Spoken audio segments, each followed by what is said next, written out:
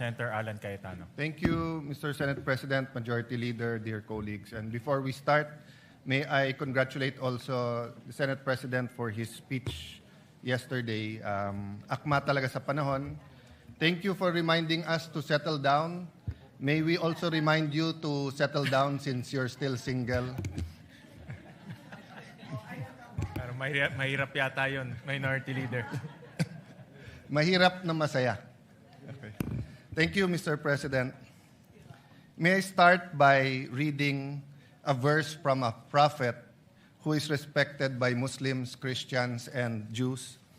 Jeremiah said in Jeremiah 29:11, "For I know the plans I have for you, declares the Lord, plans to prosper you and not to harm you, plans to give you hope and a future." God talks about plans. Wala pong sino man sa atin ang magsasabi ng plans o plano na walang vision. Vision is contingent on actions. So siguro po sa privilege ng oposisyon at ng minority na magbigay ng kontrasona, napakalaga po na meron tayong isang bagay na pagkakasunduan bilang mga Pilipino, which is a common vision. But in Jeremiah 29:11, when God says He will give us hope and a future, the plans comes from Him.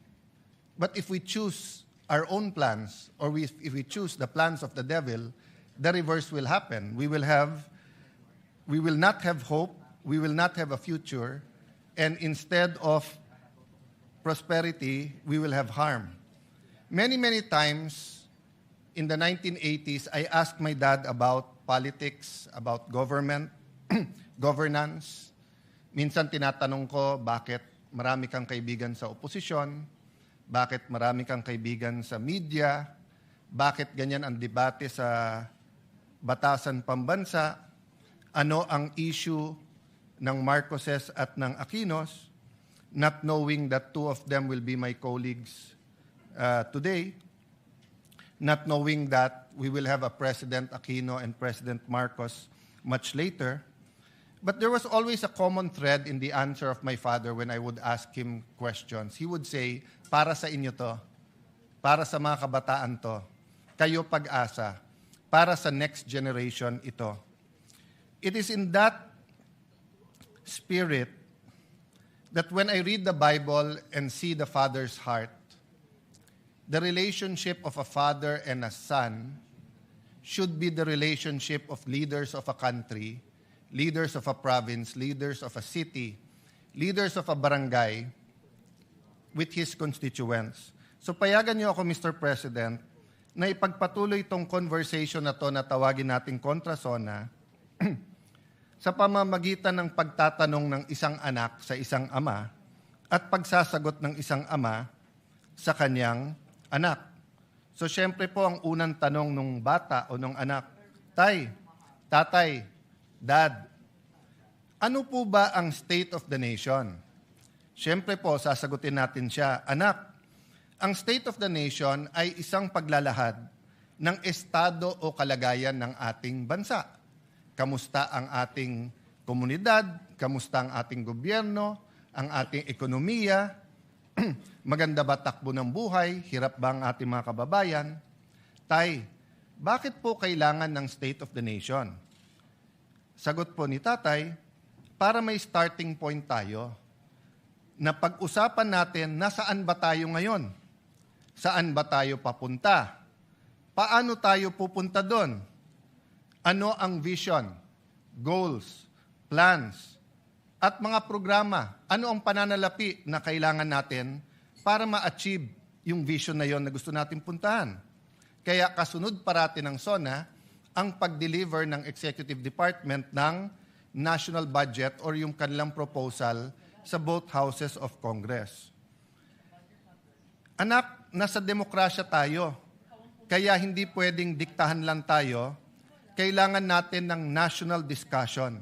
Pag-uusap para magkaisa tungo sa isang vision or pinagkaisahan vision para sa ating bansa at ating kababayan. Watak-watak na nga tayo, lalo pang nagkakawatak-watak kapag ka may mga suliranin o crisis.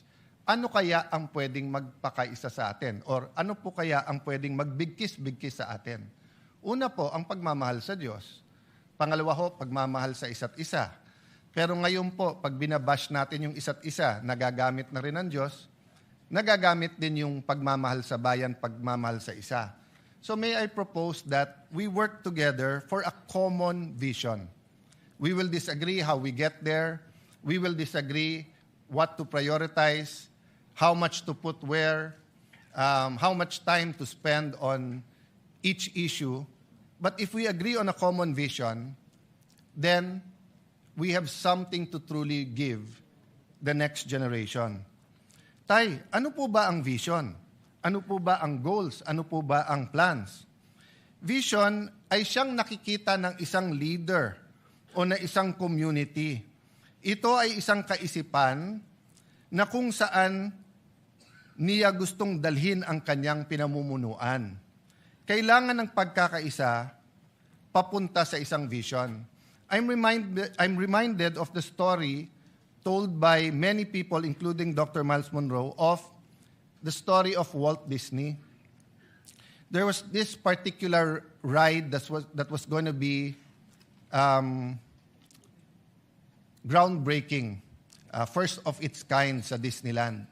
He put a bench, he continued to just look at that area, then started drawing, then called his engineers at sinabi niya sa engineers, ito ang gagawin natin bagong ride. Magiging bagong section ito ng Disneyland. He died before it was completed. When it was completed, the MC called the wife and said, before he passed the mic sa asawa, sabi niya, nakakalungkot because hindi makikita ni Mr. Walt Disney yung project niya. So pagkuha po ng mikropono ng asawa, sabi niya sa MC, ikaw ang nagkakamali. Kasi ayan yung upuan, no?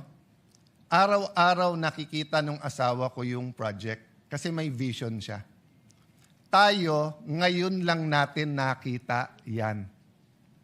So, isn't it time that we provide a better vision, a more comprehensive vision, that we articulate what we really want instead of political slogans, no? Importante yung political slogans, a safe and comfortable life, a better Philippines, para sa may hirap. Importante po yung mga yon. Ngunit napaka-importante po na may shared vision tayo. Tayo, ano po naman yung mga plano? Ang plano ang sasagot sa mga tanong na paano natin ma-achieve yung vision? Paano tayo makakapunta sa gusto natin paruunan? Ang plano ay dapat may mga goals. At ang goals ay dapat nababase sa kakayahan at potensyal. Huwag tayo gagawa ng goals na hindi naman kayang i-achieve dahil pambobola lang yon. Pero wag na din nating maliitin ang ating mga sarili. Wag nating sasabihin okay na yung grade na 75 kung kaya natin ng 80. Wag natin sabihin okay na yung 80 kung kaya natin ng 85. Potential is very important. Para malaman natin ang potential, may proseso ng analysis at comparison. Kailangan natin maikumpara sa tamang paraan ang ating bansa na ikumpara sa mga mauunlad na bansa at sa mga bansa na ka-level natin. Tulad ng Singapore, Thailand, Vietnam, Malaysia, at mga bansa na mas maunlad sa ating katulad ng Japan. Of course, ngayon sasabihin natin Korea, but once upon a time, baliktad yung storya. Balikan po natin yan. Tay, magbigay ka naman ng halimbawa. Anak, tignan nyo yung GDP per capita natin in current dollars. Ng 1970, ang Thailand ay 197.1, ang Vietnam dahil gera doon 67, ang Philippines ay 200.9. Ng 1980, ang Thailand ay 708, Ang Pilipinas ay 767. Never mind Vietnam, they were still at war, it was 46. 1990, 1,559.1 ang Thailand, 803 na lang ang Pilipinas, dumoble na. Mula sa pantay lang ng 1970, in 20 years, doble na. In the year 2000, tumaas din tayo from 800 to 1,050.8, pero tumaas din ang Thailand ng 2006. 2010, 4,973, tayo 2,162.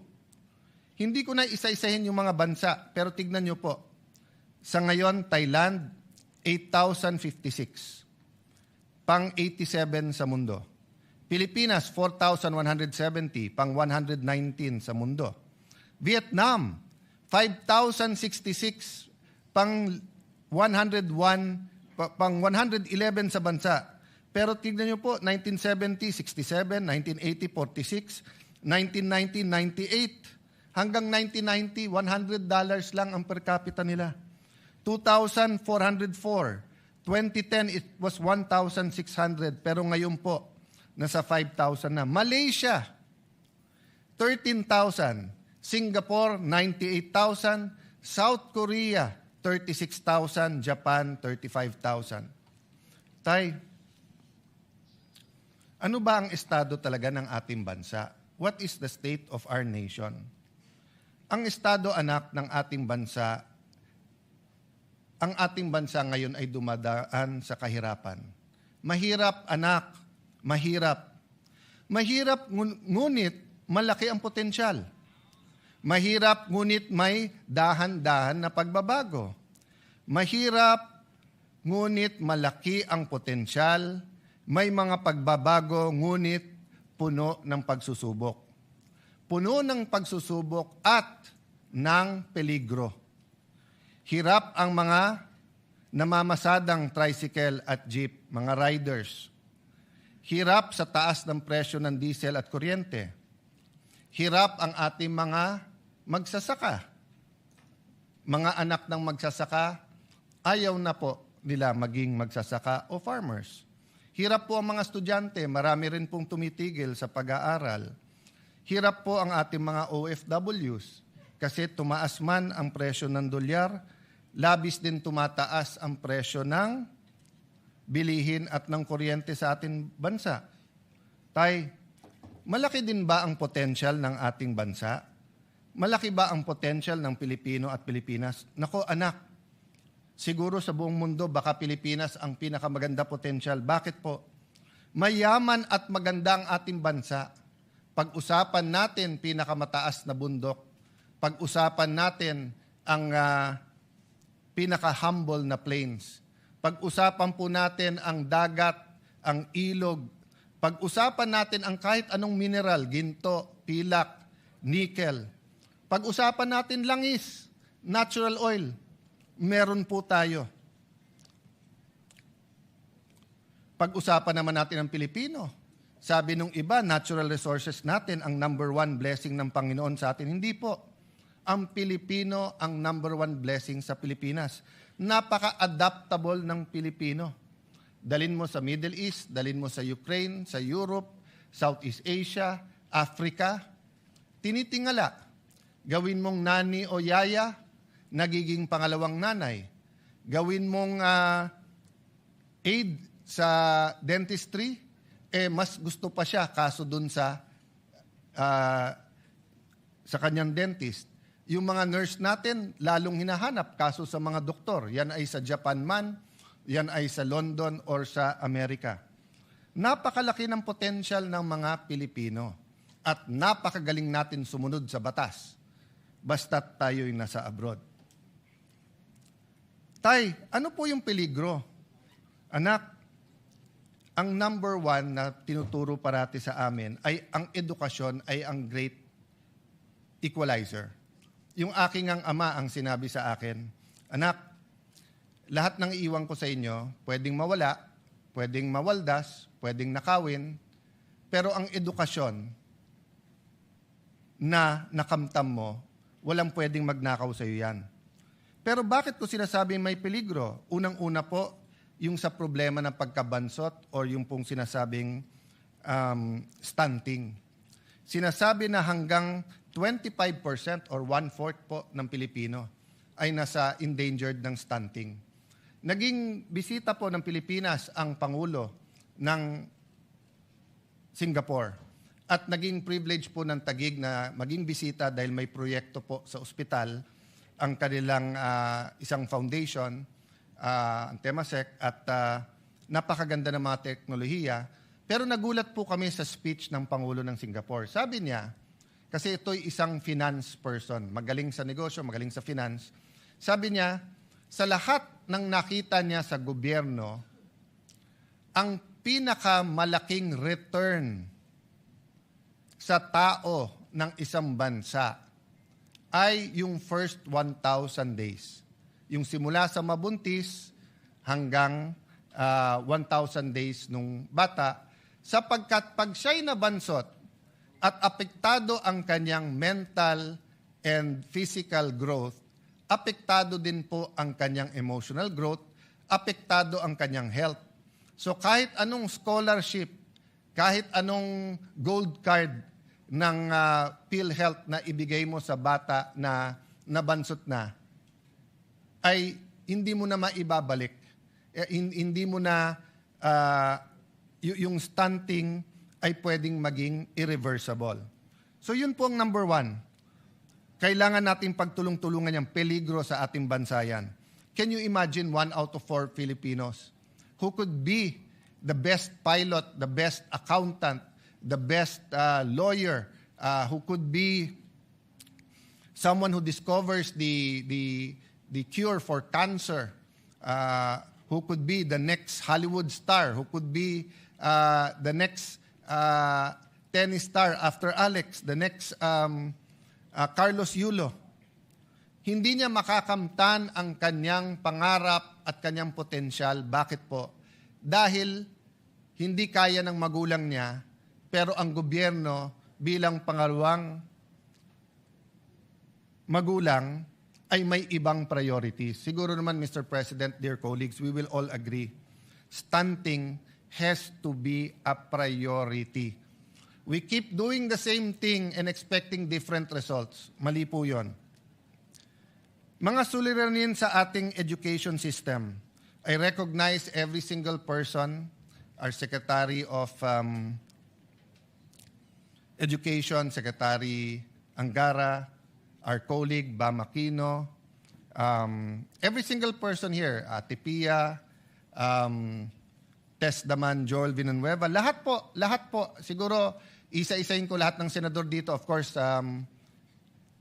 committee chair din ng Education Committee who did a great job, si Senator Win Gatchalian. Lahat po tayo ay may contribution sa edukasyon. Pero ano sabi ng EDCOM, yung K-12 na dapat 12 years, 7.5 years lang. So ang sinasabi natin sa buong mundo, K-12 kami. So akala nila 12 years ang education natin. Hindi po, 7.5 lang. So una ang forma, kaso sa substance. Sinasabi ko po to dahil peligro po to. Kahit anong pagbabago ng curriculum, kahit anong dagdag ng mga gadgets, kahit anong modern equipment, kahit anong taas ng sweldo ng ating mga teachers, kung punong-puno ang classroom at half day, at 7.5 years lang sila, para tayong K-8, kulang pa, bitin pa ng 0.5. Total outstanding debt out of now is 12.79 trillion at the end of 2022. The debt increased by 45% to 18.55 trillion as of the end of 2026. Bakit po ito peligro? Yes, numbers lang po yung utang at depende din po ang utang sa ratio niya sa GDP. Pero ang problema po, dahil sunod-sunod ang problema at mga problema, whether it's man-made or outside our control, since the pandemic in 2020 till now, nasa lugar na tayo kung saan hindi tayo basta't makautang. So yung ibang bansa, nung dumating yung Israeli, Iranian, US conflict, nakautang, nakagawa ng mga programa. Tayo, dahil nga sa laki ng utang, yung fiscal space kung pag-usapan, ay problematic na.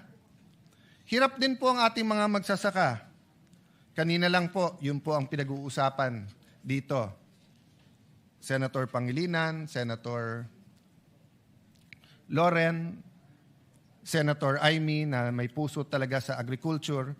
Kaya kung sino man ang magsasabi sa atin na okay naman ang takbo ng ating agriculture, let's agree to disagree. Kasi I think in the last 40 years, I'm not blaming only this administration, we haven't figured out how to really modernize, how to bring back the enthusiasm in agriculture, how to make it really a good business that people will go into farming. Actually, maraming mayaman na pumapasok sa farming. Pero yung mahirap na farmers, umaayaw sa farming. So isang problema talaga yung kapital. The share of agriculture, forestry, and fishing sector to the GDP steadily declined to its lowest point of only 7.9% in 2025. Agriculture's share in the total workforce has steadily declined 26.99% in 2016. 8 years lang po. In 2024, it was only 20.61% as the economy shifts towards services and industry. Maganda naman po ang services at saka industry. Pero nakita natin yung problema ng supply chain. Nakita po natin yan nung pandemic. Kailangan ng isang bansa na singyaman natin both sa lupa at sa forest, sa bundok at saka sa dagat. Kailangan we learn to be self-sustaining and produce our own food. Agricultural workers are also receiving the lowest wages among economic sector. Poverty incidence remains high among agricultural workers and farmers, 27%, and fisher folk, 27.4%, based on PSA data of 2023. Parati kasi tayong nagdi-disagree, kaya napabayaan ang agri. Diba? Marami po talagang magaling sa Pilipinas, di ba? We really disagree with many things. So, ang napabayaan yung agree. Mr. Senate President, do you agree? Mas mahirap ang maghanap ng trabaho, pero nahihirapan na po ngayon ang ating mga trabahador. Lahat po ng may trabaho, especially kung daily wage earners, hirap po talaga. Kasi we have a minimum wage, we do not have a living wage that the Constitution envisioned. The Constitution envisioned a living wage. What is a living wage? Sapat sa tirahan, whether yan ay rerentahan o huhulugan, sapat sa pagkain sa buong pamilya, 3 beses man lang sa isang araw at ang Pilipino ay mahilig magmerienda, sapat sa anak na gustong mag-aral, sapat sa panggastos sa medical. So, a simple life. But a living wage. Malayo po tayo sa living wage. Sa Amerika po, maraming silang sinasabing mahirap. Pero doon po, maging driver, maging waiter, maging security guard, nakakabili po ng bahay, nakakapag-aral, nakakabili po ng kotse. Ang taxi driver po sa Singapore, tanungin mo, saan nagbabakasyon? Bihira niya sasabihin ang minsan Thailand, minsan Japan, pero karaniwan sasabihin sa inyo, London, Germany. Ang ating pong mga taxi driver, hindi makapagbakasyon kasi isang kahig, isang tuka. Pero kung nahihirapan po yung mga may trabaho, nahihirapan po ang mga walang trabaho. Yung naghahanap pero walang mahanap na trabaho. Simula po, at least po yung mga kasing edad ko, kasama po ang Senate President, kasama po Senator JV, Senator Migs, Senator Cheese, si Senator Padilla ata, sing edad ko rin.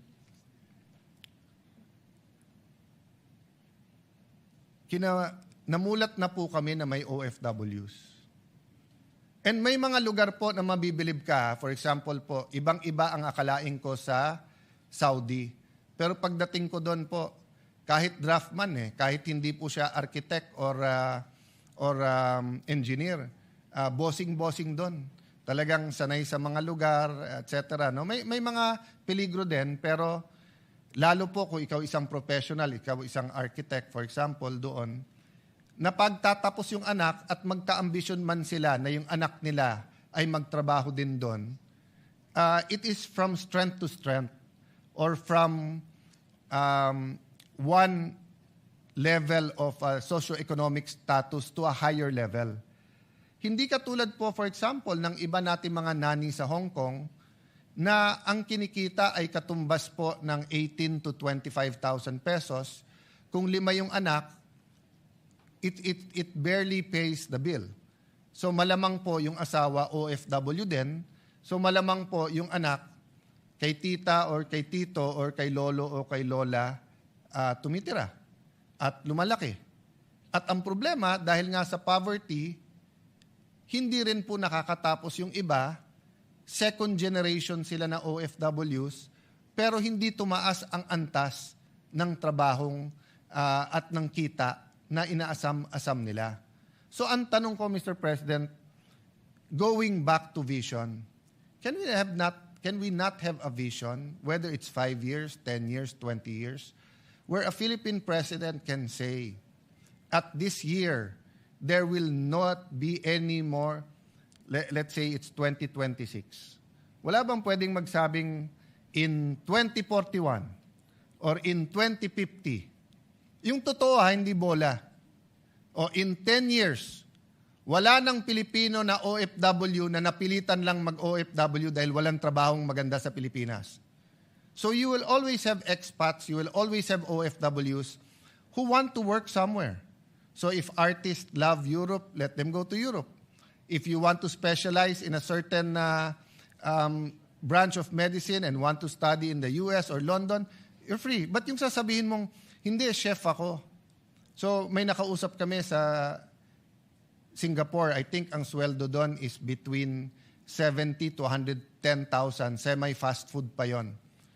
Sabi niya, sir, kalahati lang. Kung 110 ang sweldo ko dito, kitain ko lang 55,000 sa Manila, okay na ako. Pero kung hindi ka rin naman chef ng first class na restaurant o hotel, hindi ka naman kikita ng 55,000 dito. So napipilitan siya mag-abroad. At pag tinanong mo bakit, hindi para sa sarili niya. Hindi para magka-iPhone siya. Hindi para magka-kotse siya.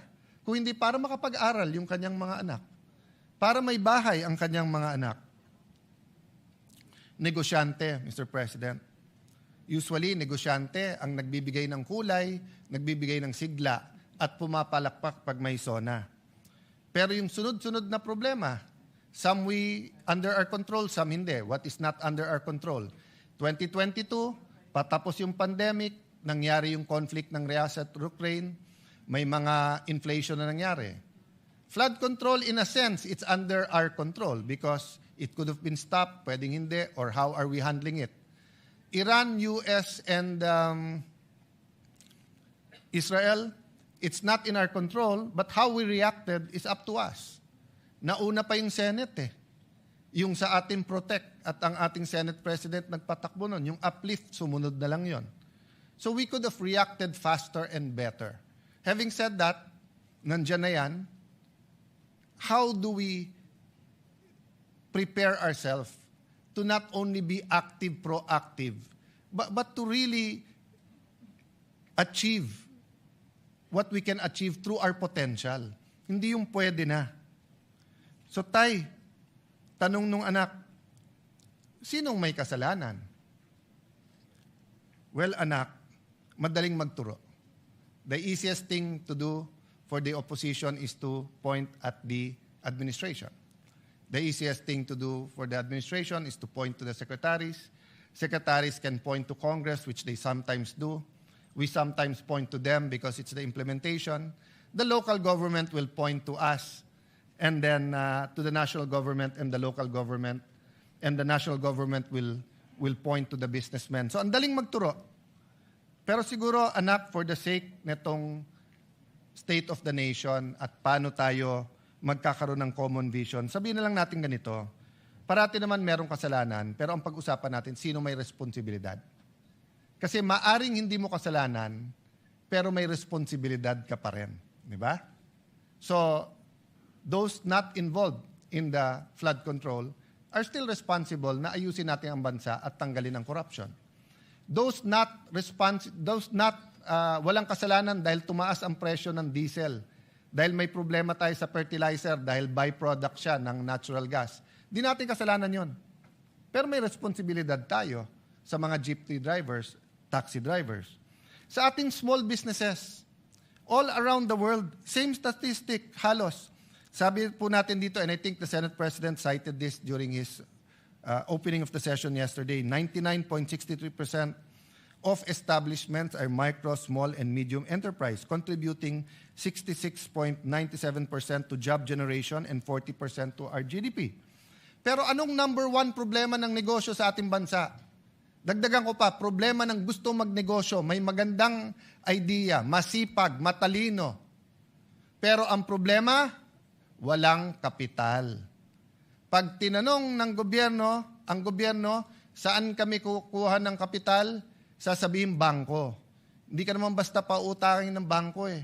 Land bank nga eh. Nasa batas na nga na magpautang sa magsasaka. They'd rather pay the fine than magpautang sa mga agribis na maliliit. Kung wala ka rin isasanla sa bangko, wala ka rin titulo ng lupa o wala kang sasakyan, wala kang mga ari-arian, sasabihin sa'yo, diyan ka sa pawn shop. Sa pawn shop, bukod sa mataas ang interest, may isasanla ka pa rin. So, saan ang baksak ng ating mga kababayan? Sa 5-6. Don't get me wrong. 5-6 is a service. Di ba?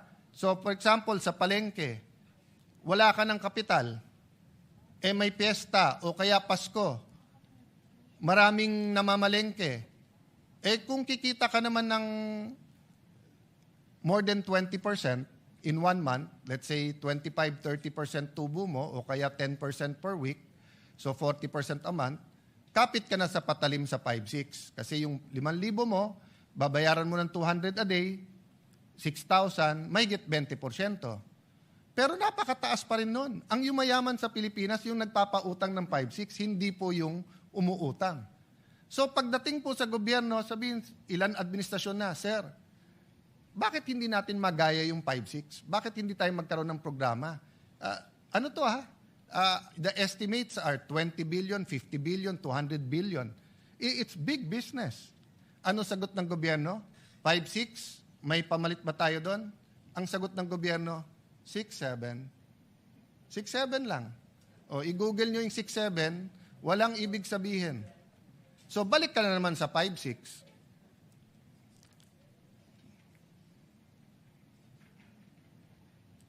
Children in conflict with the law. Yan ay isang debate. Mainit ang debate dyan. Pero hindi ba mga kababayan, mga kapwa magulang, kung itong tatay na to ay sinasagot po ang tanong ng anak? Responsibilidad din yan ng magulang, ng teachers, ng simbahan, ng mga komunidad.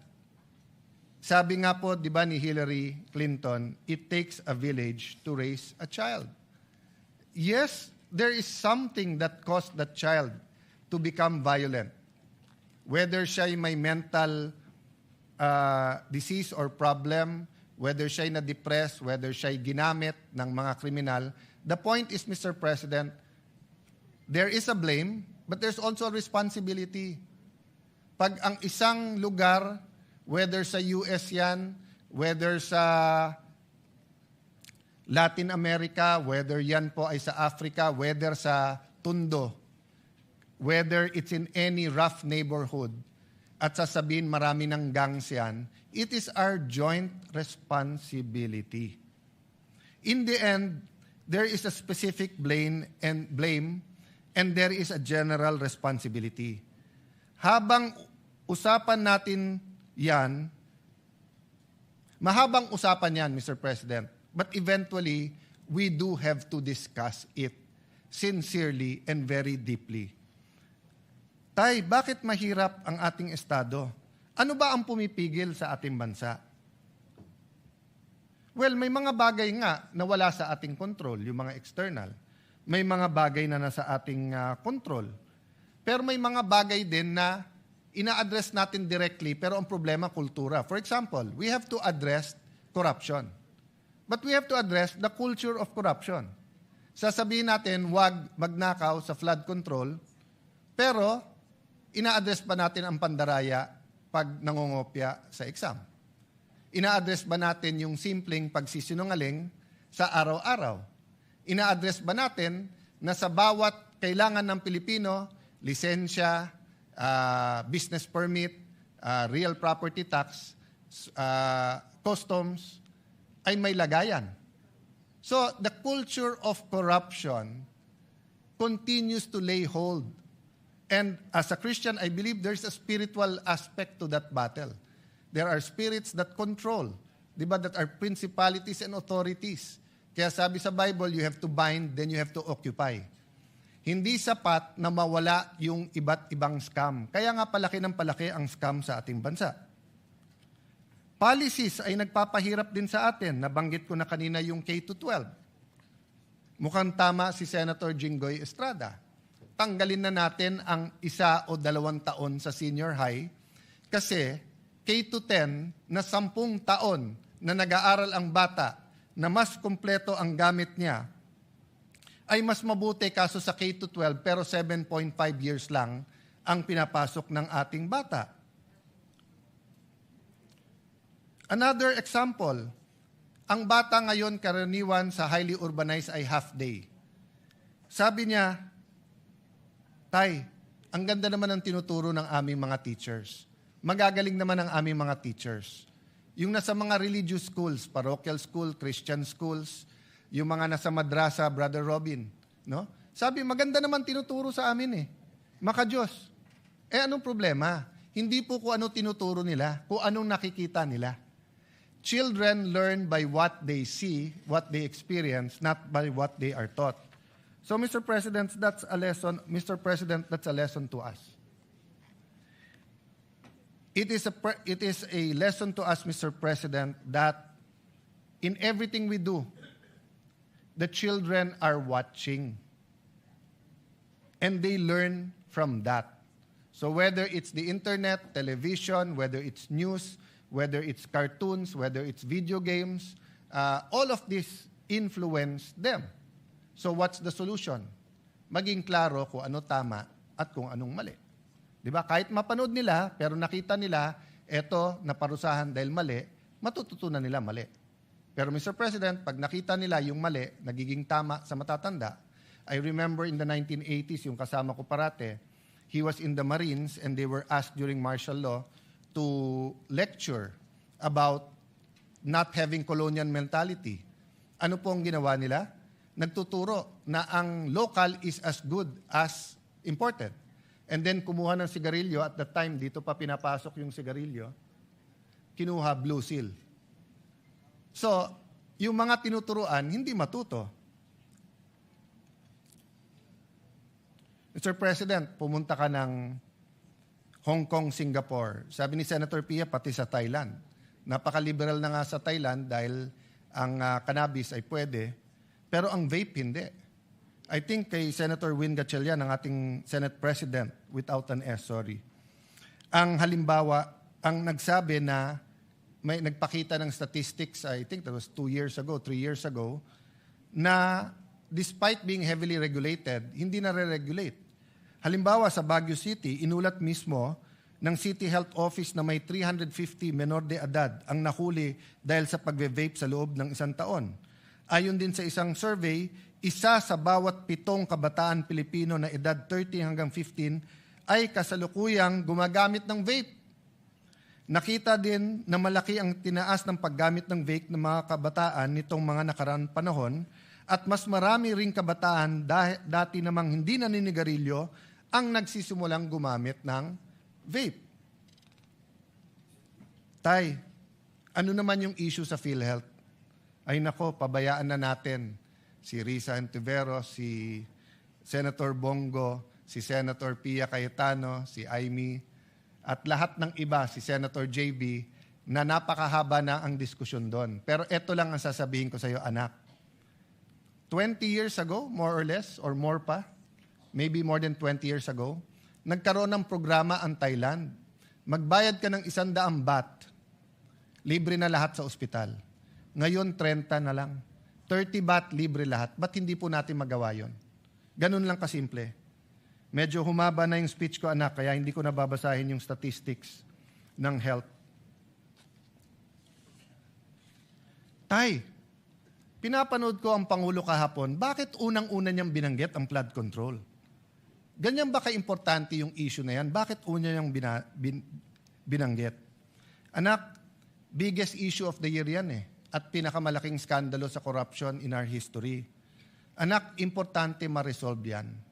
Anak, importante malaman ng taong bayan yung tunay na nangyayari, anong ginagawa, anong pwedeng gawin, anong reforma ang pwede. Anak, dapat kasi bumalik ang tiwala sa leaders at sistema. Pag yan ay hindi binanggit at hindi inayos, lahat ay suspect. Anak, napaka-importante, madapa man ang isang bansa, ay siya'y bumangon. So, in other words, genuine reforms. Symbols matter, anak. Pag may mga skandalo na tumatama sa isang bansa, may isa o dalawa na bukod tangi dahil nagiging simbolo. Either simbolo kung paano ni-resolve ng isang bansa at paano niya nilampasan ang corruption, or simbolo kung paano nanatiling nakadapa ang bansa at hindi makatayo. So sana anak, we will find the strength and wisdom to conclude the investigations, to hold people accountable, but also to put the genuine reforms. Isang simpleng example lang, isang simpleng suggestion na binigay ko sa DPWH na 2 beses tinanggap ng sekretary pero mukhang hindi ginawa. Ordinaryong cellphone, kunan lahat ng projects para makita kung may ghost o wala.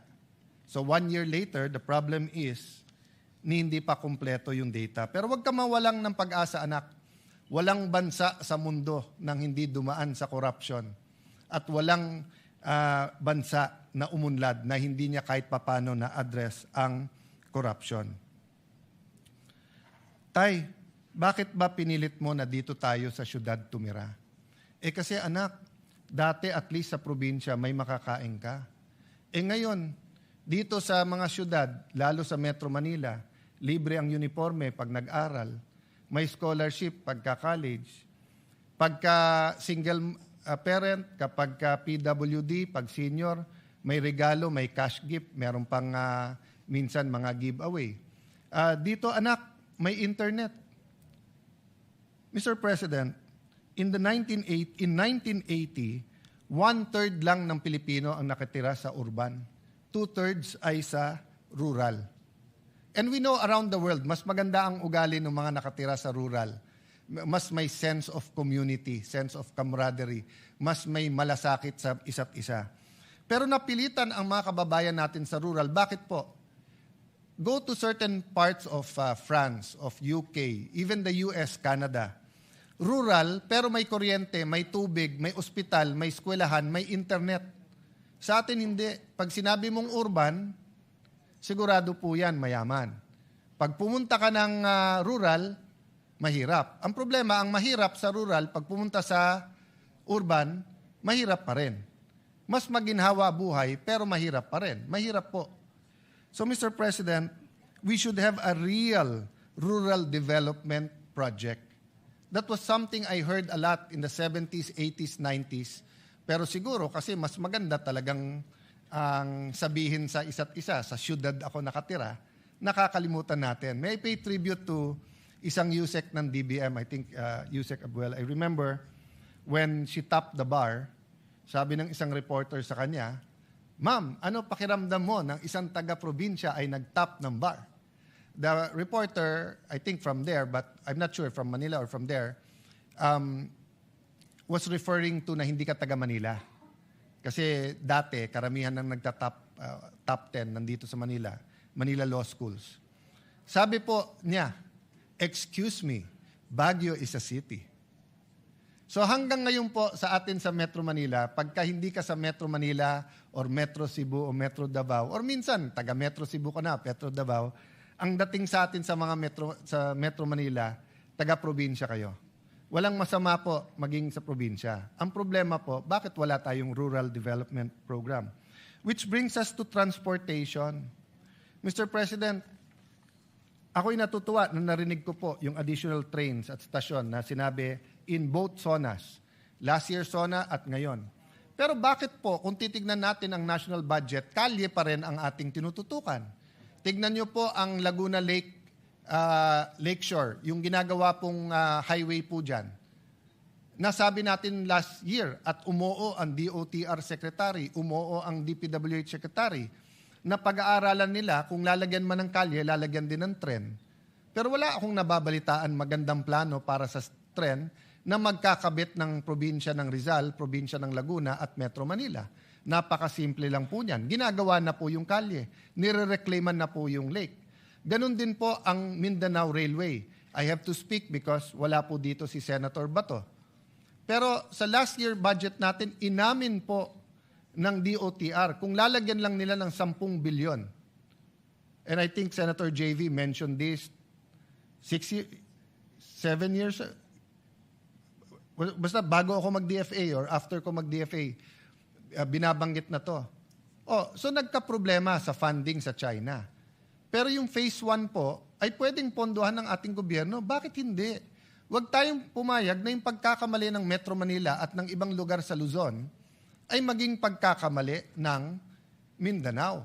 Kasi unlike Visayas na grupo ng mga isla, ang Mindanao ay mas halintulad sa Luzon, pero mas mayaman sa Luzon. So sana naman po sa 2026 budget, may pondo na po ang Mindanao railway system regardless kung sino ang nagtatap ng survey sa Mindanao. Patapos na to, Mr. President. Makwento po kasi si tatay at si anak. Anak, malaki talaga ang potential ng Pilipino. Maabilidad kasi ang Pilipino. Tay, ano ba mangyayari pag na-realize natin ang potential? Anak, lahat ng komunidad, lahat ng lugar, lahat ng Pilipino ay makikinabang. E di tay, ba't hindi natin gawin? Maraming dahilan, anak, pero isang dahilan, algorithm. Ngayon, para na tayong fraternities na nagrarumble. Na experience ko sa University of the Philippines, pag may rumble at may brad ka na nagulpe o mayroon kang gugulpihin, hindi na importante sinong tama at mali. Ang importante, protektahan mo brad mo. Sa ating national discussions, sa impeachment, sa flood control, sa iba't ibang mga issue, ang kampihan natin, masarap man kung mas marami kang kakampi, wala nang sanity eh. Algorithm. Parang fraternity, kahit mali, kampihan ka na lang. That's a problem, I don't know the solution. But what can I tell you, anak? Noong 1960s, we were second only to Japan. President Erap kept on saying this during their presidential election in 1998. So ni-research ko yan. Meron palang World Bank study na nagsabi, ang pinakamalaking potential ay Pilipinas, ang pinakamaliit na potential, Korea, Taiwan, Vietnam. Bakit po? Dahil po sa mga gera at kondisyon ng kanilang bansa. Ang Korea, yung Korean War, pero dahil din sa sobrang winter doon. And this was the 1960s. The technology was much less. We know about Taiwan dahil nga po sa revolution sa China. And we know about Vietnam that had a long war between the South and North at saka yung hilahan during the Cold War. But wag na nating pangarapin na maging second tayo sa Japan, sa Asia. Balik tayo sa 70s, 80s. Vietnam, nasa ilalim natin. Thailand, kapantay natin. Mas moderno tayo sa Malaysia. Pero ngayon, sabihin nyo, whether infrastructure, whether tourism, whether manufacturing, kung ano-anong pag-usapan po natin, naiiwan na po tayo ng ating pong mga neighbor. So anak, we have to get our acts together. Anak, hindi ko na isa-isahin Malaysia, Thailand, Singapore, Vietnam. Kung may pera tayo, puntahan natin. Kung wala, i-internet mo na lang pero makikita mo yung ganda. Pero anak, pinakita ng tatay ko to sa akin. With your permission, Mr. President, can I show the picture of Singapore in the 1950s? In the 1950s po, Singapore was a fishing village. Maraming potential, maraming maganda, pero wala po kasi silang natural resources. Tapos may problema sila with Malaysia, may racial problems.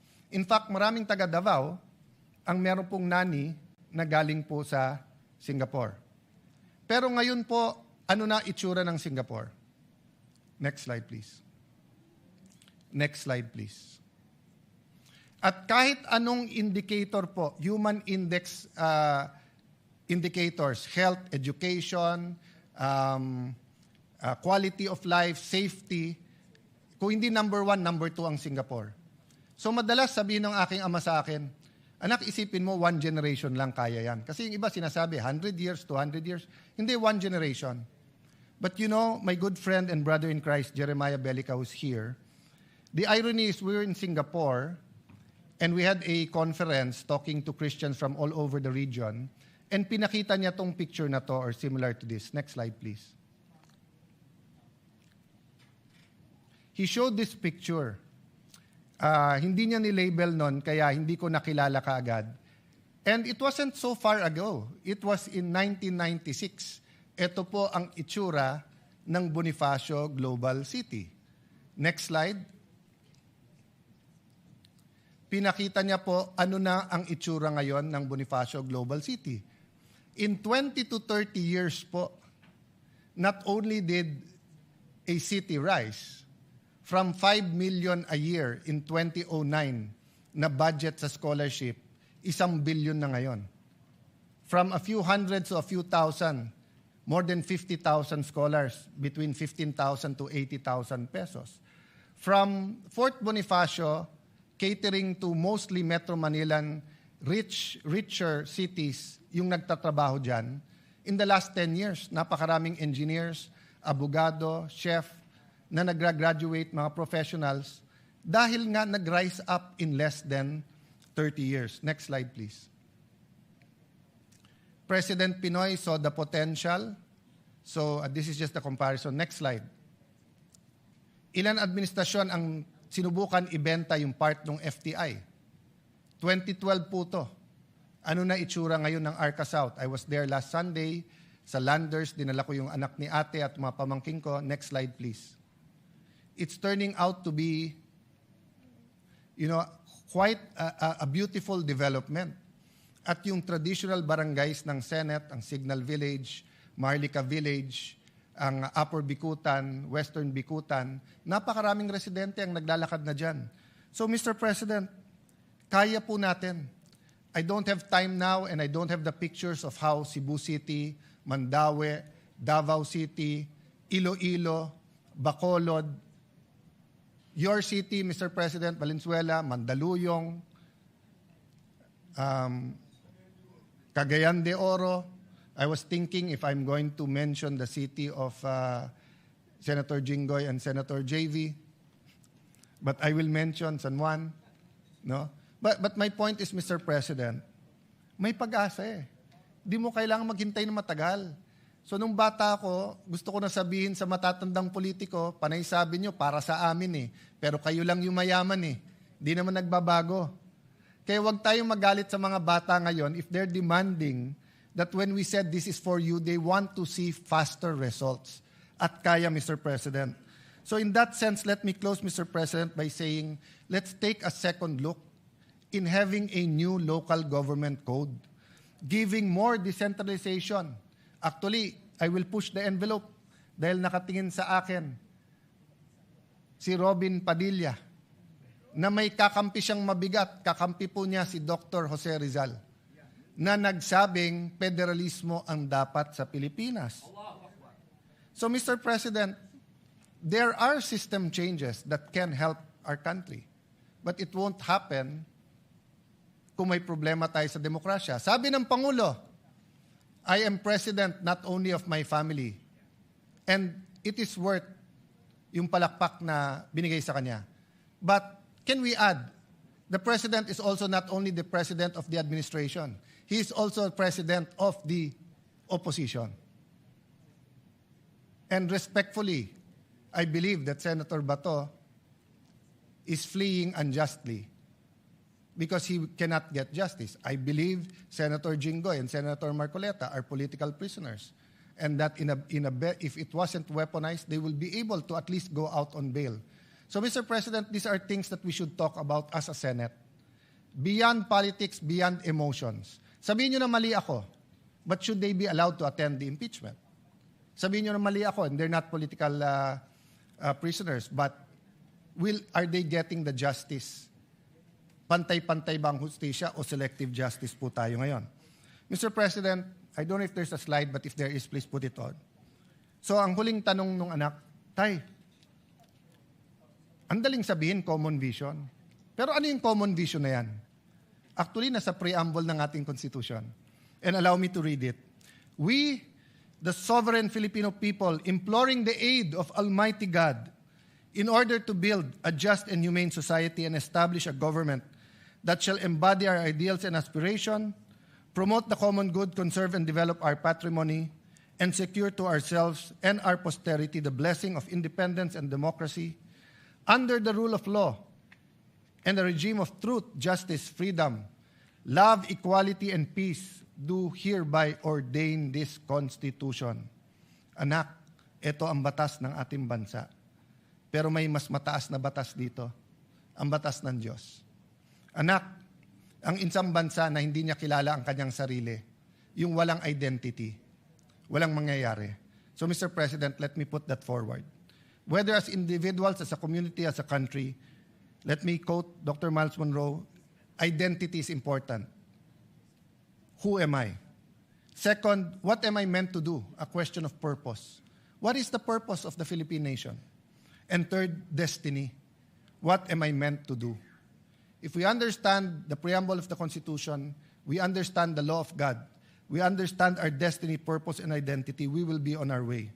So let me close by telling our mga anak, manampalataya po tayo, anak. Let us believe, but let us act. Faith without action is dead. Sabi sa Jeremiah 29:11, for I know the plans I have for you, declares the Lord, plans to prosper you and not to harm you, plans to give you hope in a future. But it is followed by Jeremiah 29:12 and 13. Then you will call upon me and come to pray to me, and I will listen to you. You will seek me and find me, and you will seek me with all your heart. So that's my prayer today, Mr. President, that despite the toxic politics, despite our disagreements, let us all seek God and have faith that when we seek Him, we will find Him. And when we find Him, He will show us His plans to prosper us and not to harm us, plans to give us hope in the future. Thank you, dear colleagues, for this opportunity. Ako naman, sa mata ng isang nanay. So, I was a young mother, like Camille, when I first became a senator in 2004. And ang dami ko na rin natutunan, ang dami kong sakit ng ulo, ang dami kong joyful moments in my job. My children are, my two daughters who were then 5 and 9 are now grown-ups, and my son is now 16. So, I have come to believe that the true measure of progress is not in labels or statistics alone, but in whether our children are healthier, safer, better educated, and equipped with opportunities to succeed in this life, the life na tayo naman ang gumawa para sa kanila. A few weeks ago, the World Bank upgraded the Philippines to an upper middle income country. Paano ba ang visualization natin pag sinabing upper middle income country na tayo? Seriously, dear colleagues, indulge me, close your eyes, and imagine what that country looks like. So I had more time to think about it, so I don't have to close my eyes, but really I challenge you. Di ba ang naiisip natin, blue skies, parks, happy family, right? That's always the vision. Happy family, grandparents, everybody healthy, parents that can provide for their children, 3 meals on the table, kaya umuwi ni tatay o ni nanay ng matinong oras na hindi naubos yung panahon niya dun sa traffic na 4 na oras na hindi siya makasakay dahil maayos ang transportation system, o kung sa probinsya man sila nakatira, meron man lang, katulad ng sinabi ni Senator Alan, may tren man lang doon, may bus, kung ano man, pwedeng mag-enjoy ng weekend. May mga sidewalk, bike lanes, park. Parents are watching their kids play sports or watching their kids perform in a concert. Di ba yan ang magandang weekend? Tapos yung mga bata, kumakain ng masustansyang pagkain. At katulad ng sinabi ko, healthy ang parents and grandparents dahil meron din silang health system na madali nilang ma-access. At pag holiday, pwedeng may handa. At guess what? Pwedeng umuwi sa probinsya na hindi ubos ang sahod dahil hindi ganun kamahal ang airfare na katulad ng dinadanas natin ngayon. Pero napakahirap ipagmalaki at ipaliwanag na tayo ay isang upper middle income country kung hindi naman ito nararamdaman ng karamihan ng mga Pilipino. Ano nga ba ibig sabihin nito? It means that the country has a gross national income per capita between $4,496, so 277,000 pesos, okay, to $13,900 or 860,000 pesos. Reflecting the economic size rather than individual household income. So ito po ay national economic size. Hindi po to individual income. So when you look at the vast majority that are minimum wage earners, less than minimum wage earners, informal sector, hindi naman sila nandito sa income bracket na ito. This is merely an income classification. It is a way of grouping economies according to average income. It does not reflect the struggles of ordinary Filipinos, ordinary families, because this is our reality. SWS Survey 2026 reveals that 52% or 14.5 million Filipino families identify themselves as poor, while 42% consider their families as food poor. Hindi man lang makakain ng maayos. Another SWS survey of 2026 states that 23.2% of Filipino families experience involuntary hunger in the first quarter of 2026. Involuntary po, hindi po nagda-diet, sadyang wala na ho talagang makain. According to PSA, poverty incidence, this is as of 2023, is 15.5% or 17.54 million poor Filipinos. So when we celebrate our status as an upper middle income country, ang pakiramdam ng tao, you do not see us. You do not hear us. Hindi nyo kami nakikita. Hindi nyo kami napapakinggan. Hindi nyo ramdam ang hirap namin.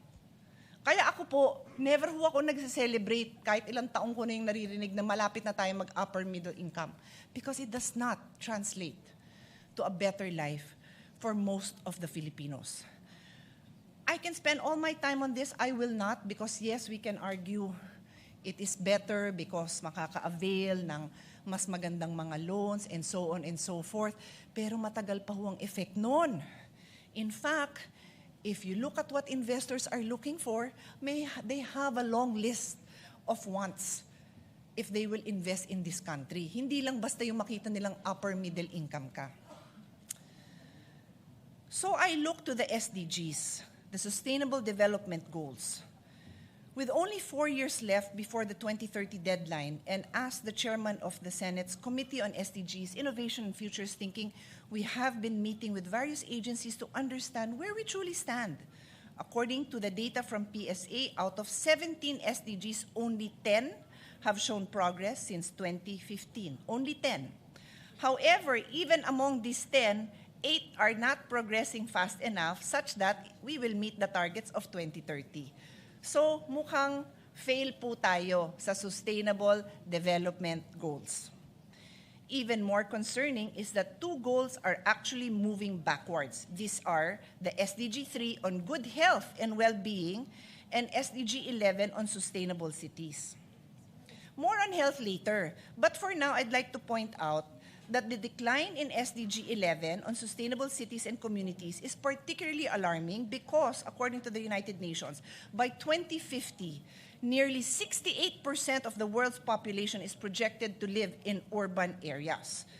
PSA has stated if our cities are not safe, resilient, and sustainable, millions of Filipinos will bear the consequence.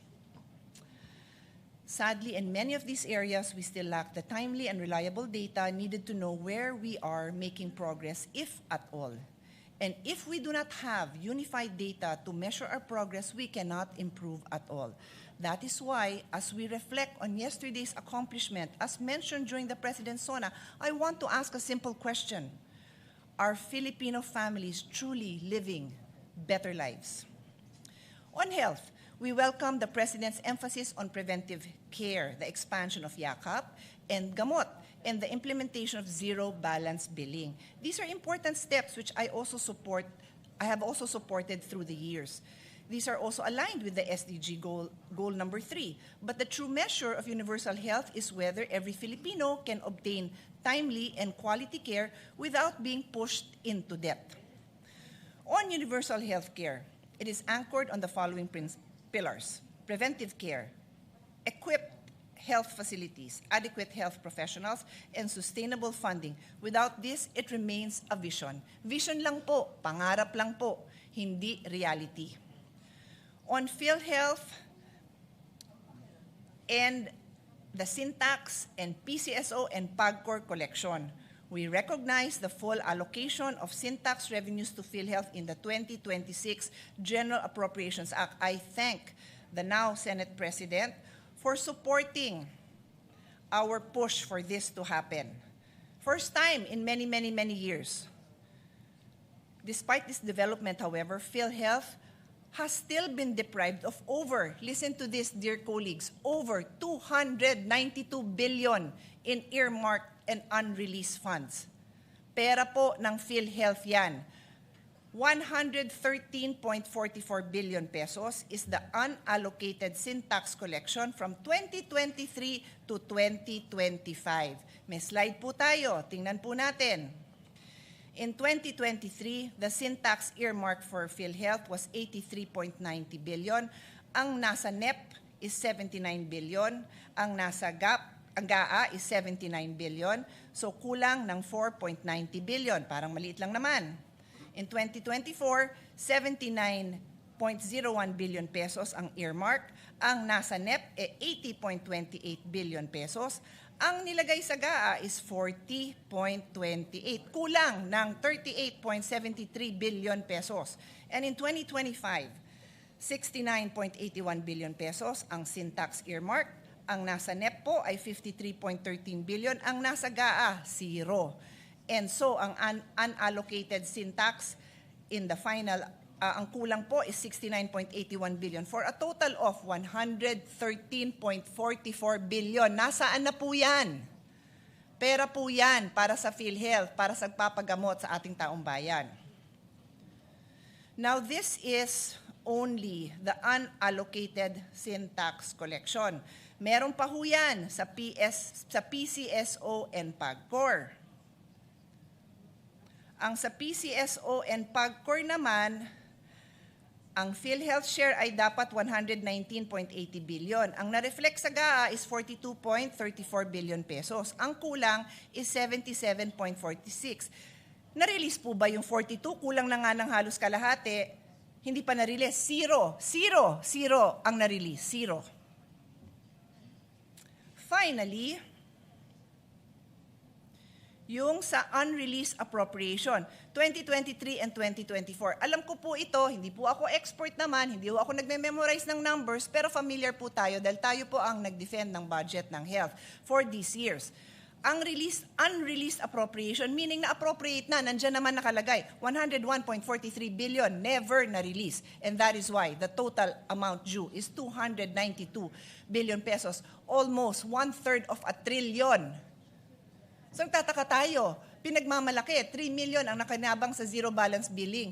Baka naman kung na-release to, baka naman 10 million ang nakinabang sa zero balance billing, hindi ho ba? Kailangan kompleto po ang figures natin. Kasi baka naman hindi nire-report sa presidente ang katotohanan. Hindi ho fair yun. So if PhilHealth received the funds that are legally mandated to collect, they could have reduced out-of-pocket expenses of Filipino patients. Yung nilalabas sa bulsa ng Pilipino, nabawasan sana. Pwede rin ma-expand ang benefit packages dahil maraming package hindi covered. Malalaman mo na lang, ay, hindi pala covered yung sakit ko. Ay, yung ganito palang klase. Sorry, hindi kasama. At yun din pong premium subsidies for indirect contributors na laging kunukulang katulad ng mga indigent and senior citizens, makokompleto. So, out-of-pocket spending and zero-balance billing. Access to healthcare must also include protection from financial hardship. In 2024, sabi, 42.7% of Filipino household pay 42.7% of the country's current health expenditure. So meaning, labas ng pocket nila yung 42.7% ng gastos. Ano ba yung standard? Well, WHO says to achieve universal health care, a country's citizens should only be paying around 15 to 25%. So ang goal is 15 to 25. Di naman zero. Siguro kung upper income na tayo, baka zero na. Pero ang goal lang naman is hanggang 50 to 25, 42 po tayo. So sobra-sobra pa ang ina-out of pocket ng kababayan natin. Siyempre, kung mahirap ka, wala ka talagang pangbayad. So, I'll take time to share this story. I've shared it before, but it is worth sharing again. There's this place that I frequent when I need to be inspired. It's called the Tuloy Foundation, where Father Rocky and his team take care of either orphan children or children who are in need of a safe home. Many of their children come from Mindanao, where their families, their villages are in conflict with the law. Anyway, and they also support street children. So there was 2 boys who were there, and the older boy, 2 brothers. The older brother was maybe 11 or 12. And his younger brother is probably 6. Duling yung kanyang kapatid. So, pinakilala sa akin ni Father Rocky, and then sabi ni Father Rocky, oh, ayan, sabi ni Senator Pia, sasamahan ka daw niya para magpatingin, para yung mata mo magamot na. Tapos sabi nung kuya, hindi sumasagot. I would have thought na, yay, di ba? Parang maayos na yung paningin ng kapatid ko. Hindi sumasagot si kuya. So, I was like, oh, ayaw mo ba? Hindi naman masakit. Tsaka okay yan. May bayad ho ba? Kasi wala akong pera eh. Imagine an 11-year-old. Immature in many ways, but mature enough to know wala silang pambayad. So, that is the state of the nation for many children, for many families.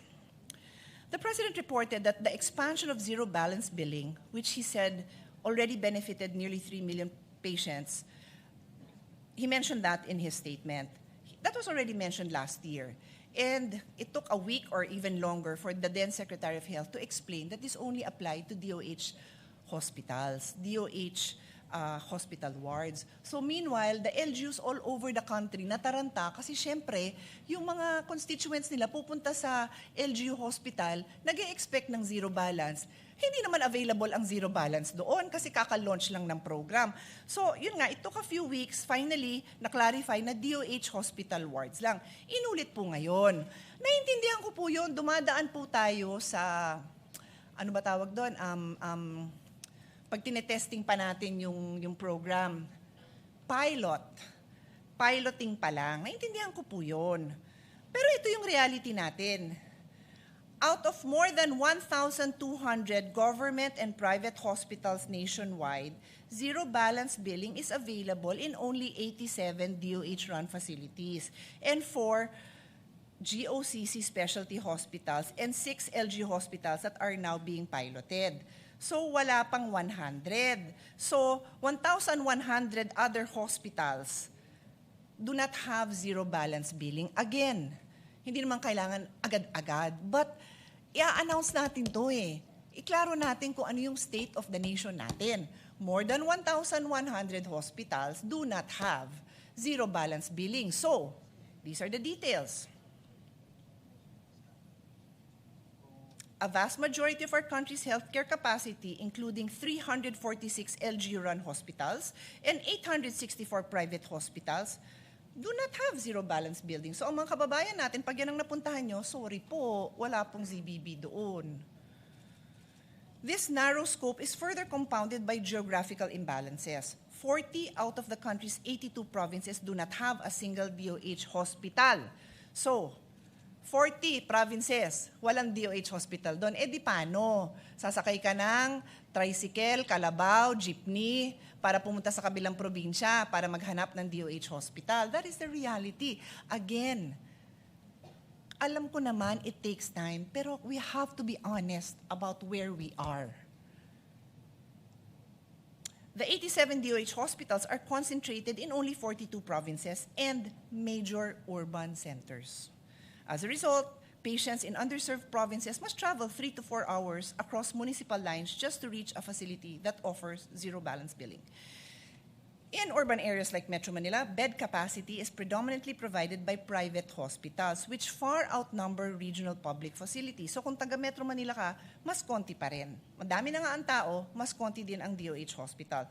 Coupled with low bed-to-patient ratios and chronic overcrowding, relying solely on 87 DOH facilities is simply not enough. As such, in the 2026 budget, we had to push for additional funding. Funding, additional, amendment, tawagin yung amendment, tawagin yung insertion, kahit ano pang gusto nyo itawag. Pinagmamalaki ko, na pinaglaban ko ang additional funding sinuport ng ating chairman, now Senate President, ang additional funding for ZBB, 3.3 billion operation of DOH hospitals in Metro Manila, another 6 billion operation of DOH regional hospitals and other health facilities, and 1 billion for DOH Universal Healthcare Fund for zero balance billing. Kasi yung pondo nun, kulang talaga. Okay, I move on to another topic. Human resource for health shortage. However, facilities cannot function without health professionals. The Philippines continues to face a serious shortage and unequal distribution of doctors, nurses, pharmacists, dentists, psychologists, and allied health workers, particularly in rural and underserved communities.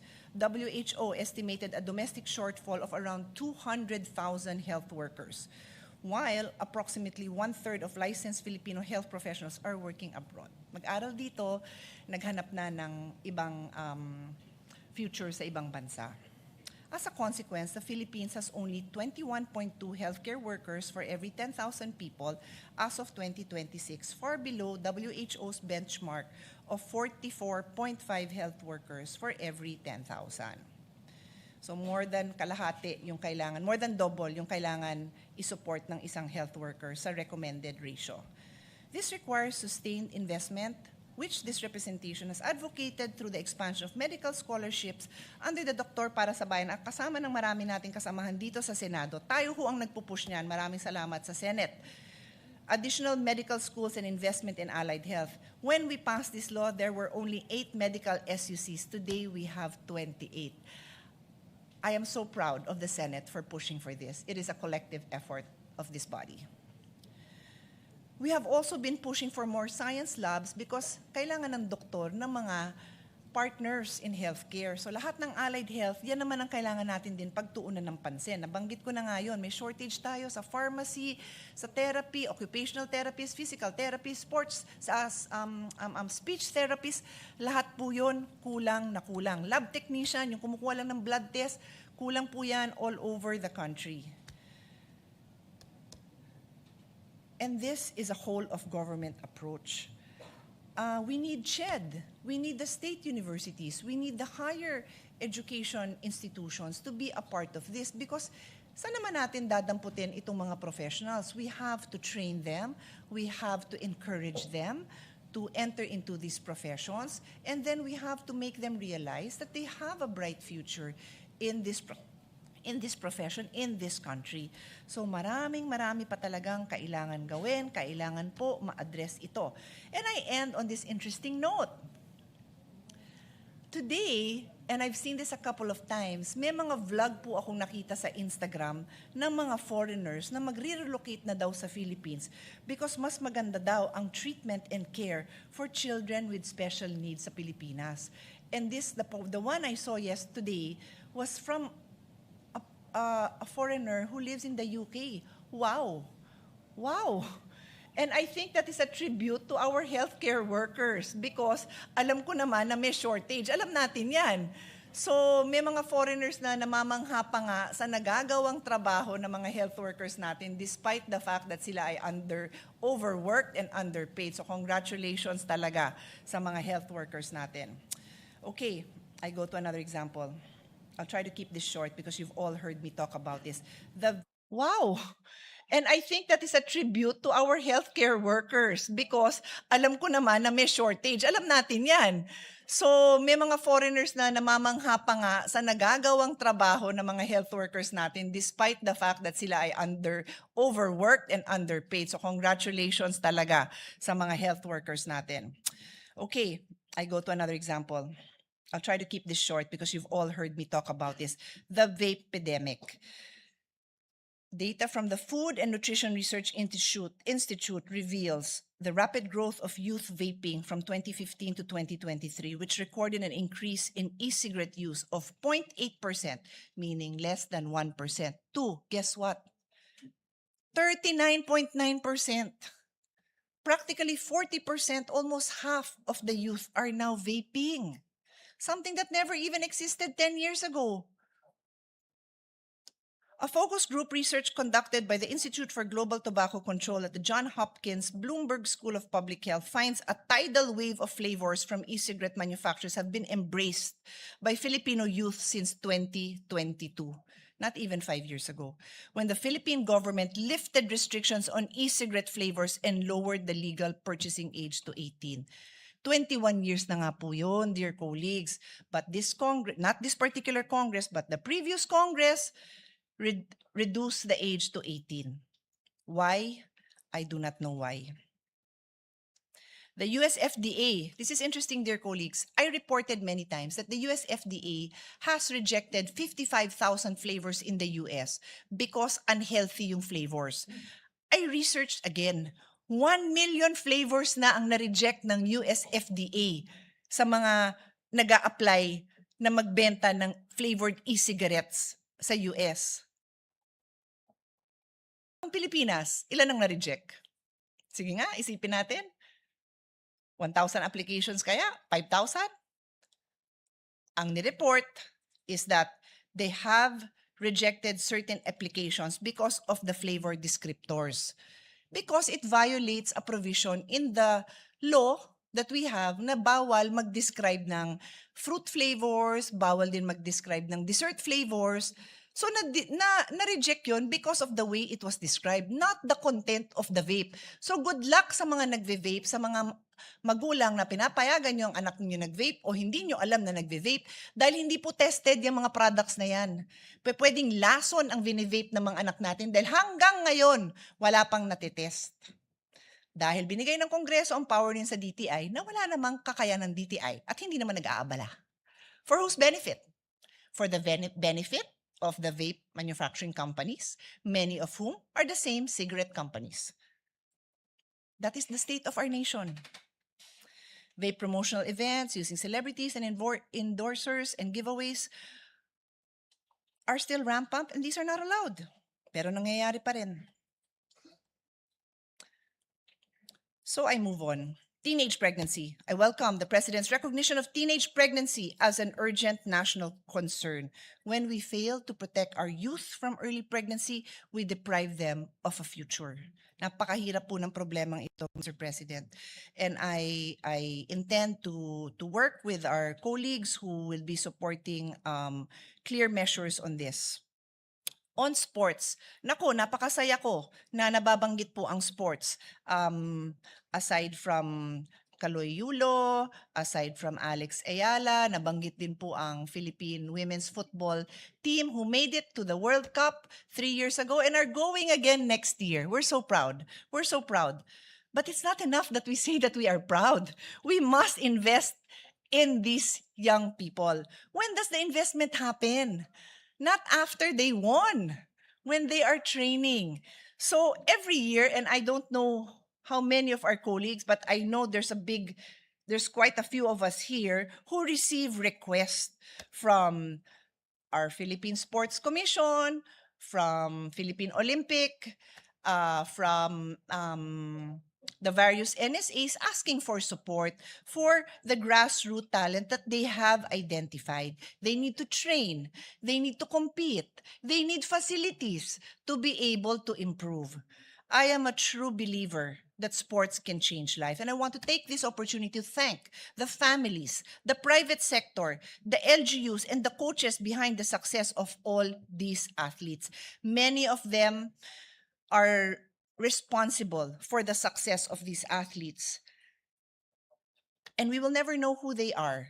So government can stand up. Wag lang natin palakpakan pag nandyan na. Tulungan natin habang hindi pa sila nadidiscover, habang hindi pa sila sikat. Education. I laud this year's education budget, truly a record-breaking 1.35 trillion or 4.4% of GDP. It finally meets the UNESCO recommended benchmark of 4 to 6%. But not much was said about it during the President's SONA. And at the proper time, we would be happy to expand on this because much progress has been made, but there are still a lot of work to be done. Classroom shortage is still there. Teachers' workload, alam na alam ng Senate President natin yan dahil siya po ay chairman ng committee natin ng basic education dati. Itong guidance counselor, I am proudly in a very early supporter of the need to figure out what we can do about this. And we now have 10,000 new school counselor associates, but it is still a far cry from the number we need. So we need to still find ways to attract even more young people to enter into this field. Sadly, natawag pa tayong bullying capital of the world. Sana hindi naman totoo, pero we still have to be conscious na may ganon at hindi tayo pumayag na manatili itong sitwasyon na ganito. Early childhood care and development, very close to my heart. I was blessed to grow up with a mother who specialized in early childhood education. And all the experts tell us how important this is. Every barangay needs at least one functioning child development center for early education, health, nutrition, and social development services. Coordinated po iyan. So much more has to be done, Mr. President, so much more. Sama ko na dyan ang inclusive education. The same gap between policy and practice show up in inclusive education. We have a law. This must be fully implemented so learners with disabilities get trained teachers, proper assessment, accessible facilities, and individualized support, not inclusion on paper alone. This historic education budget is an important achievement, but it must now produce historic improvements in learning, measured by whether our children can read, understand, think critically, and build a future for themselves. So I think this is my last topic on energy, fiscal concern, and unpaid work. Energy and fiscal concern, Mr. President, I fully support energy security, particularly the natural gas discoveries at Malampay. I'm a big supporter of indigenous supplies. Kailangan po yun. And also na matanggal na po ang systems losses that are being charged to our consumers. Importante po yun. I also recognize administration's initiative to increase the annual personal income tax exemption. Mr. President, na-hearing na po natin ito nung tayo ay chairman ng Committee on Ways and Means. Pwede na ho itong ituloy-tuloy para maging law na to para sa mga kababayan natin nagsisipag at nagtatrabaho. There will be a higher threshold now for tax exemption. We also support the exemptions for small businesses. There were specific measures mentioned, but perhaps we can even improve on that and provide more support. On unpaid care work, Mr. President, this is SDG 5 on gender equality. Let me remind everyone that in the world, not just in the Philippines, women contribute many, many hours of unpaid work. In the Philippines, the Philippine Institute for Development Studies says that on average, a Filipino woman spends 28 hours a week on unpaid care work. So para na siyang full-time employee sa family. Is that wrong? No, there's nothing wrong with that. It is an amazing job. It is my favorite job. But it is unpaid work. So for many women, hindi na sila wala na silang maibang mapagkakitaan kasi dito na nila binuhos yung oras nila. And then they are not even recognized as contributing to society. Hindi man lang nabibilang as part of GNP yung napakahirap na trabaho nila. In other societies, binabayaran yon. It's either ikaw ay child care provider, provider for senior citizen, provider for somebody who's sick. But for women, most do not get paid for this work. This is something that is a worldwide problem, and maybe the Philippines can finally do something about it, Mr. President. So, I move on to another topic, water situation.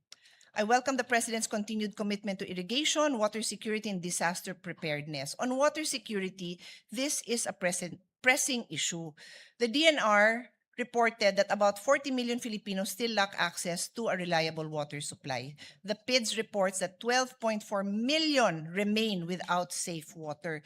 In the hearing I had, not in this Congress but in the last Congress, ang layo pa natin, Mr. President. Ang layo pa natin. We must work double time on this issue, Mr. President. Now, the link to food security is also clear. Farmers are the first to suffer when irrigation is weak or water is scarce because agriculture depends on water for planting, growing, and harvesting. Our colleague, Senator Aimee, might be sharing more about this. We have a lot of experts here, Mr. President, Senator Aimee, Senator Kiko. I leave it to them to elaborate more on this, but I join them in their passion to uplift the lives of our farmers. Reports in June 2026 show that 8 major Luzon dams are still receding, including Pantabangan, falling far below its normal levels. Mahirap po yan, Mr. President. Mahihirapan tayo sa agriculture natin, mahihirapan po ang mga farmers natin. That is why irrigation and water security must be treated as a core development investment and not a side program. Using strategic foresight and futures thinking, we must plan ahead by improving climate data, water monitoring, irrigation systems so we can prepare for shortages before they happen and protect families, livelihood, and food security. Sa ibang bansa nga, siguro yung sa mga upper income, middle income countries, talagang they rely po on foresight and futures thinking. They do. They use AI, they use technology to help forecast and to help their farmers. Di ko alam kung nagagawa po natin yon. Sana naman, for the one of the poorest sector in this country, dun tayo magbuhos ng atensyon sa kanila. In closing, it is my hope that by the time we begin the budget process, we will be able to provide all committee chairpersons with the detailed data and agency reports needed to guide their deliberation. Ito po yung mga SDG reports, yung mga indicators, so that our budget priorities are anchored not just on needs, but on measurable progress towards our SDG targets. Maraming salamat po. Nueva Ecija, Senator Robin Padilla. Maraming salamat po, Ginoong Pangulo, at sa atin pong pinunong mayorya. Nais ko lamang pong magbigay ng pagpupugay sa amin pong kasamahan sa minorya kay Senador Alan Peter Cayetano at kay Senadora Pia Cayetano sa kanila pong mahusay at makabuluhang talumpati ngayong hapon na ito. At ako po ay nagpupugay din sa atin pong kasama sa mayorya kay Senator Risa Hontiveros na nandito po at nakinig sa atin na minorya. Maraming salamat po. Isa pong malaking kaligayahan po sa amin na kayo po ay nandito. Maraming salamat po. Sa usapin po ng SONA ng ating mahal na Pangulo, Bongbong Marcos, Ferdinand Marcos Jr., meron lang po kaming mga komento at kasi kami po sa Bicol, sa Camarines Norte, Ginoong Pangulo, lagi po kaming nakakaranas ng brownout. Ito po ang malaking problema namin sa Bicol. Sabihin ko na po buong Bicol region. Kasi yan pong grid, nandiyan po yan sa Suwal, Pangasinan. Doon po nanggagaling ang energy, ang kuryente. Binabato po yan, dadaan sa maraming lugar bago makarating sa amin sa Bicol. At kapag nagkaroon po ng suliranin, ang mga power plant na yan, ang unang-una pong nagdurusa sa brownout ay kami sa Bicol. Kasi hindi naman po ma-afford ng mga namumuno sa atin na ang Calabarzon ang i-brown out nila dahil nandun lahat ang industrial cities and masasabi natin nandun ang industriya. Kaya doon sa baryo, lagi ang brown out. Ang hinihingi po sana namin, total na pag-usapan na yung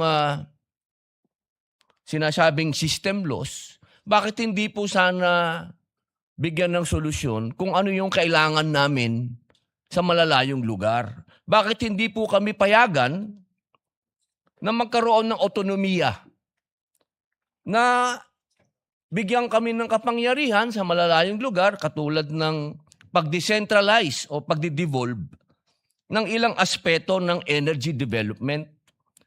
Katulad po sa aming Camarines Norte, pwede naman kami sanang pahintulutan na magtayo na lang kami doon ng sarili naming power plant dahil ang kailangan namin 100 megawatts para hindi na po kami nagsasuffer dyan sa systems loss. Kasi isipin niyo po yun, Ginoong Pangulo, babato yan. Ang layo ng bato. Nasaan po yun? Kumbaga, bago dumating sa amin yun, ang dami ng systems loss. Kaya sana po, magkaroon po din ng programa tayo o ng mga panukala na magkaroon na po ng otonomiya ang mga malayong lalawigan na kami na magtayo ng aming power plant at sana po nakikiusap kami na yung hinihingi naman ng gobyerno na mga tinatawag nilang requirements, wag paikliin naman po nila. Paiksiin naman po nila. 2014 pa po ng Camarines Norte nilalakad magkaroon ng power plant doon. 2026 na hanggang ngayon, hindi pa rin po kami tapos sa requirement. Ito po yung mga masasabi po natin, Ginoong Pangulo, na pangmatagalan yung mga totoong solusyon na pwede po sana nating tignan. Ngayon po, isa pa po, napag-usapan po yung napakaganda pong plano, yung rocket. Ako po'y natutuwa dyan dahil nung bata ako, ako din po ay tagahanga nung lumanding ang rocket sa moon, yung mga ganyan, yung ito pong kailan lang, umikot yung, ano po yan pangarap yan ng bawat bansa. Pero sana po, ang kahilingan ko lang po, bago po tayo makarating dyan, maayos muna po yung transportasyon namin sa Bicol. Alam niyo po, Ginoong Pangulo, hanggang ngayon, 12 oras po ang papunta sa aming lugar. Yung pong train, buti pa po nung bata ako, may train kami papuntang Bicol. Ngayon po, wala na po kaming pag-asa yatang magkaroon na ng train. Sapagkat noong araw po, nung panahon po nung nakaraang administrasyon, nagkaroon po ng plano na magkaroon ng train. Nawala na naman po yan, Ginoong Pangulo. Sana po, mabigyan natin ng atensyon na bago tayo mapunta sa rocket, magkaroon din tayo ng bullet train. Alam niyo po, sa Indonesia may bullet train na. Ito pong mga ganitong pangarap, kaya po nating abutin. Kaagad. Ito po yung gusto natin na maibigay sa mga katulad po namin na nasa malayong probinsya. Isa pa po, Ginoong Pangulo, narinig ko po kayo. Ito po yung unang narinig natin nung 2025 SONA. Yung patungkol po sa FOI, yung patungkol po sa fake news, yung patungkol po sa pagbibigay natin ng proteksyon sa kabataan sa pamamagitan po ng sa inyo ko po narinig din yan, Ginoong Pangulo. Yung mga kabataan po kung po pwede, 16 pababa, wag na po nating pabayaan na gumagamit pa ng social media. Ito naman po practice na sa ibang mga progresibong bansa. At isa pa po, yung krimen na nagagawa po ng mga minor de edad, Ginoong Pangulo, ito po ay harap-harapan na. Kaya sana po, kung tunay na gusto nating harapin, dahil lang narinig po natin sa mahal na Pangulo, partner niya ang komunidad sa pagharap sa krimen. Paano pong magiging partner ang komunidad kung wala po tayo mga batas na susuporta para maging kapartner ang komunidad? Yun lamang po, Ginoong Pangulo. Maraming salamat po. Maraming salamat, Senator Robin. At totoo ho na napakahalaga po yung infrastructure. At yun rin po ang isang bagay na nakikita natin para lalong bumilis ang takbo ng ating ekonomiya. At meron tayong mga proposals sa Economic Affairs Committee sa panguna po ni Senator Risa. At yung bill ng ating Deputy Majority Leader, yung MIND Act, si Senator J.V. Arcito ay isang priority measure para bumilis yung pag-implement ng ating mga infrastructure projects sa ating bansa.